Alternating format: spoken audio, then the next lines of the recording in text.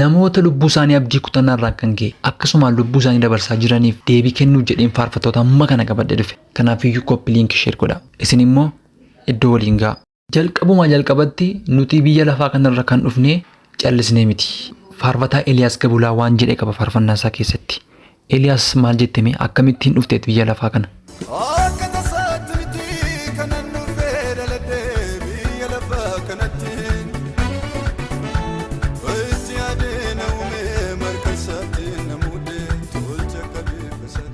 Eeyyee Waaqayyo itti yaadeeti malee akkasumaan miti kan biyya lafaa kanarratti nu uumeef. Waaqayyos gatiidhaan nu bitate. Gatiin kee rakkasa miti. Maal malee? Solomoon.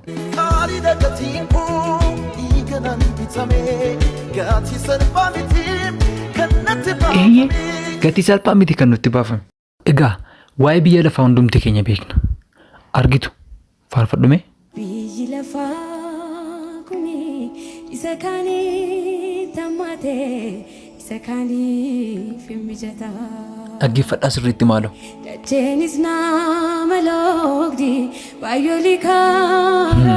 Dhugaa itti. Egaa asumatti naan dhaabati. Inni ammaatee murtoon ofirratti fudhadhaa hin jenne immoodha. Maal jette malee Iyesuusiin amilee ishee godhatte. Akkasidha.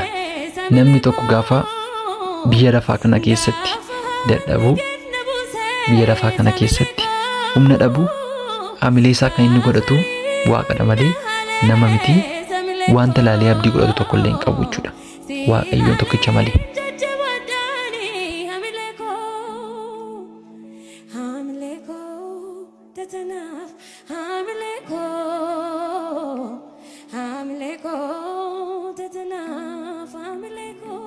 Kan na dhibu immoo biyya lafaa kanarraa abdii kutadheeraa jettu.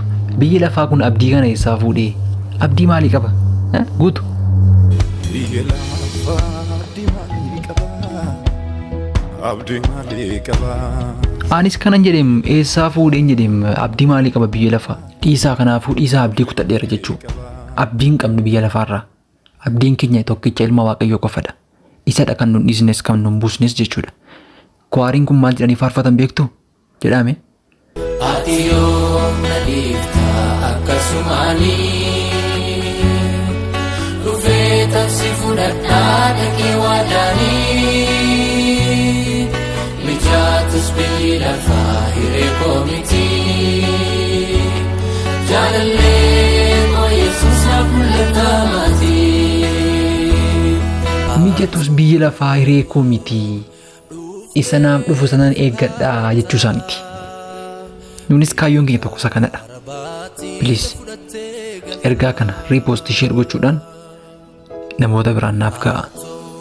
Sababan viidiyoo kana isiniif qoodeef immoo iji koo yoomuun arguu kufaatii kan kee gurri koo dhaga'uun fedhuu guyyoota maakee Waaqayyo sina guddisu kallattii hundaan onneen kee teessoo isaa ta'uu hamuusirra.